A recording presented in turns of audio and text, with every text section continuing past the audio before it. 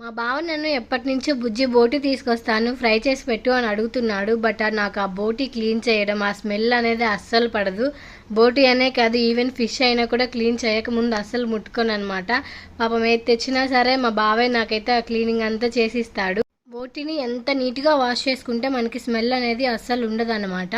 ఇక్కడైతే బోటిని 2-3 సార్లు నీట్గా వాష్ చేసిన తర్వాత కూడా మళ్ళీ అందులో కొంచెం ఉప్పు, కొంచెం పసుపు వేసి మళ్ళీ క్లీన్ చేశారు. ఇప్పుడు ఒక బౌల్ పెట్టుకొని అందులో కొంచెం సాల్ట్, కొంచెం పసుపు, వాటర్ వేసుకొని వాటర్ హీట్ అయిన తర్వాత మనం క్లీన్ చేసి పెట్టుకున్న బోటీని అయితే అందులో వేశారు. బోటీ అనేది మనకి ఇలా ఉడికిపోతుంది. సో ఇలా ఉడికిన తర్వాత అందులో ఉన్న వాటర్ అంతా ఇలా డ్రైన్ చేసేసుకొని పక్కకు పెట్టేసుకోండి. ఇప్పుడు ఒక కడాయి పెట్టుకొని అందులో 1 టేబుల్ స్పూన్ ఆయిల్ వేసుకోండి. 1 టేబుల్ స్పూన్ సరిపోతుంది, ఎందుకంటే బోటీలో మనకు ఆల్రెడీ కొవ్వు అనేది వస్తుంది కదా.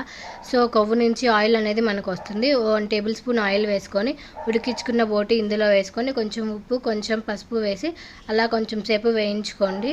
తర్వాత ఇలా నురుగా వస్తుంది చూసారు, ఇదంతా కొవ్వే అనమాట. అలా వచ్చిన తర్వాత కొంచెం కారం, గరం మసాలా, ధనియాల పొడి, కొంచెం కరివేపాకు, కొంచెం పచ్చిమిర్చి వేసి వేయించుకోండి. మనకి ఇది చల్లారిన తర్వాత కర్రీ అనేది నీట్గా వస్తుంది. సో అంతే అండి, ఈజీగా బ్యాచిలర్స్ అయినా కూడా రెడీ చేసుకోవచ్చు.